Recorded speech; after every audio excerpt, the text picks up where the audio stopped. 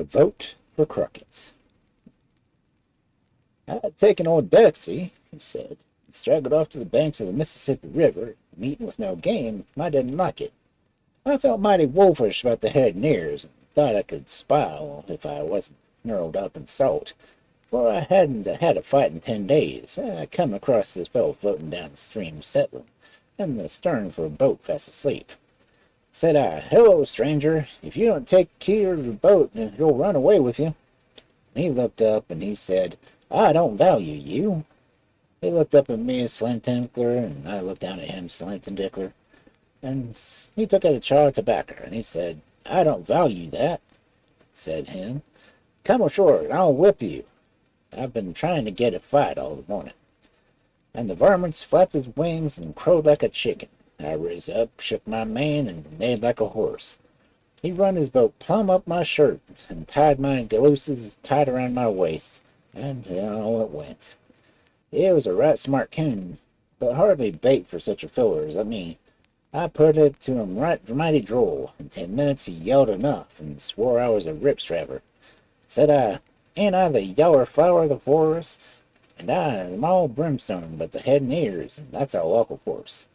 Said he, 'Stranger, you are a beauty, and if I'd know your name, I'd vote for you in next election.' Said I, 'I'm David Crockett. I know you what the biggest ticker and the roughest tracking horse in the district.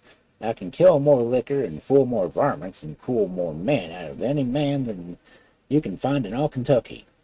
Said he, 'Good morning, stranger. I'm satisfied.' Said I, 'Good morning, sir. I feel much better since our meeting.' But after I got away a piece, I said, 'Hello, stranger. Don't forget that vote.'" The Ballad of Davy Crockett. Now, don't you want to know something concerning where it was I come from and where I got my learning? Oh, the world is made of mud out of the Mississippi River. The sun's a ball of foxfire, as well you may discover. Take the ladies out at night, the shines so bright. They make the world light when the moon is out of sight. And so one day I was going a spoon. I met Colonel Davy, and he was going a coonin'. Says I, "Where's your gun?" "I ain't got none." "How you gonna kill a coon when you haven't got a gun?" "Take the ladies out the night that shines so bright. They make the world light when the moon is out of sight." Says he, "One calf, you follow after Davy. Soon you'll show how to grin a coon crazy." I followed on a piece, and there I saw the squirrel, sitting on the log and eating up sheep's quarrel. "Take the ladies out the night that shines so bright. They make the world light when the moon is out of sight." When Davy did that, see, he looked at all around me, saying at once, "Now it's a brace against you and me." And there I braced a great big sinner, and grinned 6 times as hard as get to dinner. "Take the ladies out the night that shines so bright. They make the world light when the moon is out of sight."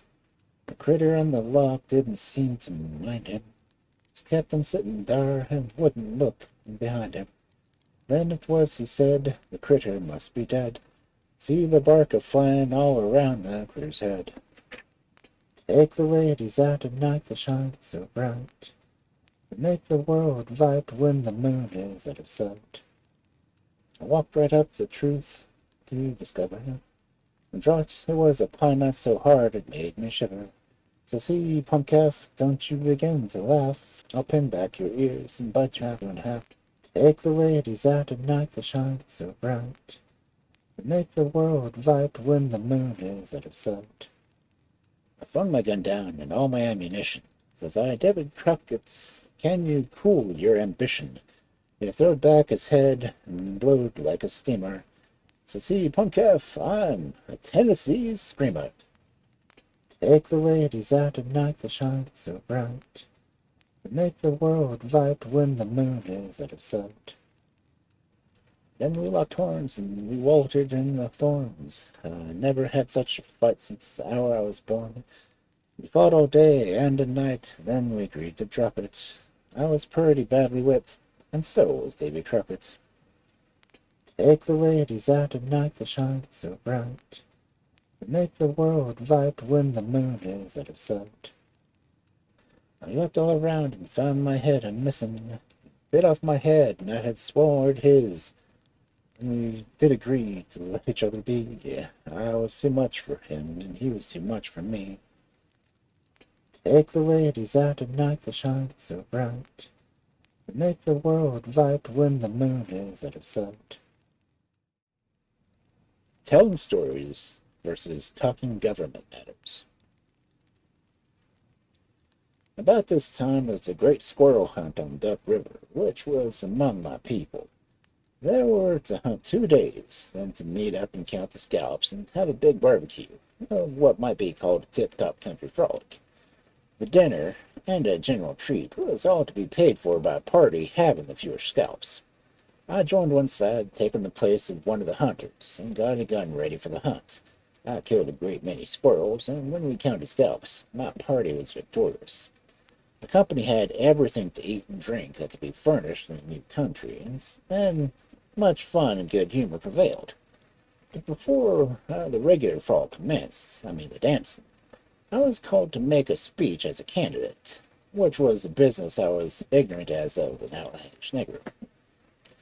The public documents I had never seen, nor did I know there was such a thing, and how to begin I couldn't tell. I made my apologies and tried to get off, for I'd knowed I had a man to run against who could speak prime, and I'd knowed, too, that I wasn't able to shuffle and cut with him. He was there, and knowing my ignorance as well as I did myself, he also urged me to make a speech. The truth is, he thought my being a candidate was a mere matter of sport, and didn't think of a moment that he was in any danger from the ignorant backwoodsman bear hunter. But I found I couldn't get off, and so I determined to just go ahead and leave it to the chance of what I should say. I got up and told the people I reckoned they'd know what I'd come for, but if not, I could tell them. I'd come for their votes, and if they didn't watch mighty close, I'd get them too. But the worst of all was that I could not tell them anything about government. I tried to speak about something, and I cared very little of what, until I choked up as bad as if my mouth had been jammed and crammed full of dry mush. There the people stood, listening all the while, with their eyes and mouths and ears all open to catch every word I would speak. At last I told them that I was like a fellow I'd heard of not long before. He was beaten on the head with an empty barrel near the roadside when a traveler who was passed along asked him what he was doing that for. The fellow replied that there was some cider in that barrel for a few days before, and he was trying to see if he could get any then. But if there was, I couldn't get at it. I told them that I'd been here a little while for the speech and came from a while ago, but I believed I couldn't get it out. They all roared out in a mighty laugh, and I told some other anecdotes equally amusing to them, and I believed I had them in a first-rate way. I quit and got down, thanking the people for their attention, but I took care to remark that I was dry as a powder horn, and that I thought it was time for us to all wet our whistles a little. So I put off the liquor stand and was followed by the greater part of the crowd. I felt certain this was necessary, for I knowed my competitor would talk government matters with them as easily as he pleased. He had, however, mighty few left to hear him. As I continued with the crowd, and now and then taking a horn and telling good-humored stories, till he was done speaking.